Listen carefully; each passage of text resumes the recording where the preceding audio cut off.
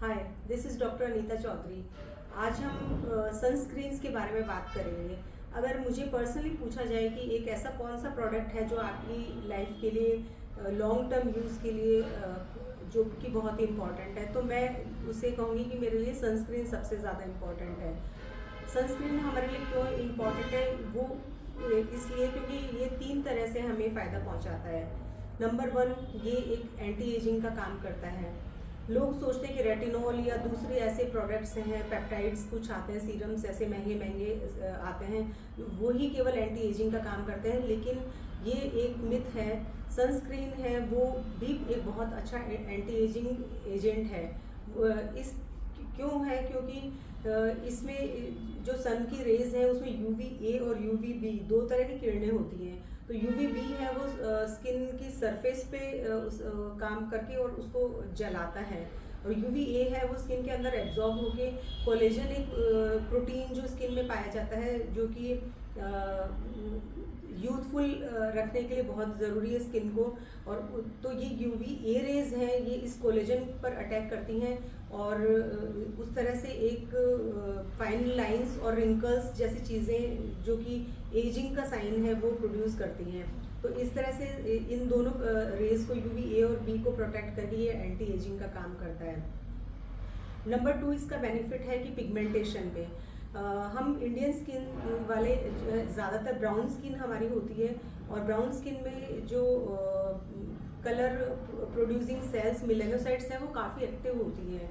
तो इसकी वजह से ये जब मेलानोसाइट्स को ये रेज UV रेज हैं ये ज़्यादा एक्टिव कर देती हैं, और उसकी वजह से कई तरह के पिगमेंटेशन हमारी स्किन पर देखने को मिलते हैं, जैसे कि ब्राउन स्पॉट्स हैं या ब्लेमिशेस हैं, तो अनइवन टोन सा स्किन पर होने लग जाता है। तो इस तरह से अगर हम सनस्क्रीन लगाएं तो हमारी स्किन का टोन है वो भी एक अच्छा सा इवन टोन मेंटेन रहेगा। तीसरा है, ये भी कहा जाता है कि UV रेज हैं वो स्किन के कैंसर को भी करती हैं। तो इस तरह से ये 3 हमारे बेनिफिट्स हो गए सनस्क्रीन लगाने के। अब हम बात करेंगे कि कितने टाइप के सनस्क्रीन्स होते हैं। तो सनस्क्रीन बेसिकली 2 कैटेगरी में हम इसे डिवाइड करेंगे, मिनरल या फिजिकल भी इन्हें कहते हैं, और दूसरा है केमिकल सनस्क्रीन। क्या डिफरेंस है इन दोनों में? फिजिकल सनस्क्रीन है वो UV रेज को सरफेस से रिफ्लेक्ट कर देते हैं, जबकि केमिकल सनस्क्रीन्स हैं वो UV रेज को एब्जॉर्ब कर लेते हैं और एक दूसरी एनर्जी हीट में उसको कन्वर्ट कर देते हैं। तो इस तरह से इन हार्मफुल किरणों के प्रभाव को सनस्क्रीन कम कर देता है। अब हम ये जानना चाहेंगे कि किस तरह का सनस्क्रीन हमें चूज़ करना चाहिए। तो उसमें है कि सनस्क्रीन ऐसा होना चाहिए जो कि ब्रॉड स्पेक्ट्रम हो। ब्रॉड स्पेक्ट्रम का मतलब है कि उसमें UVA और B दोनों तरह की किरणों से सुरक्षा करने की क्षमता होनी चाहिए। फिर है कि वाटर रेजिस्टेंट होना चाहिए, क्योंकि ज़्यादा आउटडोर में स्वेटिंग है या कई बार स्विमिंग करने वाले लोग हैं तो उसमें ये धुल जाते हैं या ज़्यादा स्वेटिंग की वजह से हट जाते हैं। तो वाटर रेजिस्टेंट अगर सनस्क्रीन होगा तो वो ज़्यादा अच्छा होगा। अब ये बात हम करना चाहेंगे कि कैसे इसको अप्लाई करें। तो सनस्क्रीन हमें आउटडोर के लिए जैसे भी जाना, जब निकलना हो या हमें घर में भी रहना है, एक ये बहुत इम्पॉर्टेंट बात है जिस पे मैं काफ़ी ज़्यादा जोर देना चाहूँगी कि लोगों का ये विश्वास है कि घर के अंदर अगर हम हैं तो हमें क्या, हम धूप में निकल ही नहीं रहे तो हमें कहाँ ज़रूरत है सनस्क्रीन की। तो प्लीज़ आप लोग इस बात को बहुत ही ज़रूरी समझें कि घर के अंदर रहते हुए भी हमें सनस्क्रीन लगाना ही चाहिए, क्योंकि UVA और B रेज हैं वो घर के अंदर भी आती हैं, क्लोज स्पेसेस में भी आती हैं। हाँ, दोनों में आउटडोर एक्टिविटी करने वालों में और घर के अंदर रहने वालों में थोड़ा डिफरेंस है। अगर हम इंडोर ही रहते हैं, हमें ज़्यादा धूप में जाने का काम नहीं पड़ता, तो ये हमें 2 टाइम अप्लाई कर लेंगे सनस्क्रीन तो भी सफिशेंट है। पर जिन्हें बाहर जाना पड़ता है, ऑफिसेज के लिए बाहर निकलना पड़ता है, दूर पार्किंग में गाड़ी खड़ी करनी पड़ती है, या धूप में ही रहने का काम जिनका ज़्यादा पड़ता है, स्पोर्ट्स खेलना पड़ता है या एथलीट्स वगैरह को, तो ऐसे लोगों के लिए सनस्क्रीन है उसे हर 2 घंटे में री-अप्लाई करना चाहिए। तो जब भी घर से निकले तो 30 मिनट पहले इसे लगा लें और हर 2 घंटे में इसे री-अप्लाई करना चाहिए। अब UVA और B रेज क्या हैं?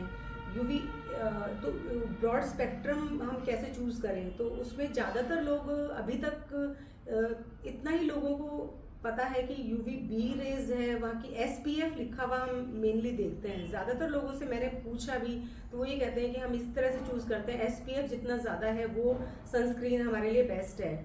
पर ठीक है, एसपीएफ ज़्यादा होना चाहिए, वो एक फैक्टर है, लेकिन अगर उसमें यूवी ए रेज है उनसे प्रोटेक्ट करने की क्षमता नहीं है, लेकिन एसपीएफ 90 के करीब भी है, पर यूवी ए रेज के लिए कोई प्रोटेक्शन नहीं है, तो उसे मैं एक अच्छा सनस्क्रीन नहीं मानूंगी। तो अच्छा सनस्क्रीन वो है जिसमें यूवी बी के साथ साथ यूवी ए रेज से प्रोटेक्शन की भी क्षमता हो। तो हमें देखना चाहिए लेबल पर कि उसमें लिखा होना चाहिए कि एसपीएफ एटलीस्ट 30, मोर देन 30%, 30 ही लिखा होना चाहिए। 50 है, 70 है, 90 तक भी आ गए हैं तो that is well and good. पर साथ में PA+3 अगर लिखा है तो वो प्रोटेक्शन हमें यूवी ए से भी देगा। तो SPF चाहे थोड़ा कम हो, लेकिन PA+3 अगर लिखा है तो वो बेटर ऑप्शन मैं मानूंगी अपनी तरफ से। फिर है कि दूसरा ये कहना कि ये और कैसे केवल सनरेज से ही हमें प्रोटेक्ट करता है, तो सनरेज से तो हमें प्रोटेक्ट करता ही है, पर हमारे सन रेज के अलावा स्किन को डैमेजेस किन किन चीज़ों से होता है। मोबाइल की ये ब्लू लाइट्स जिन्हें हम कहते हैं विजिबल लाइट्स भी कहते हैं, तो मोबाइल से आने वाली किरणें हैं वो हमारी स्किन को हार्म पहुंचाती हैं सनरेज की तरह से ही।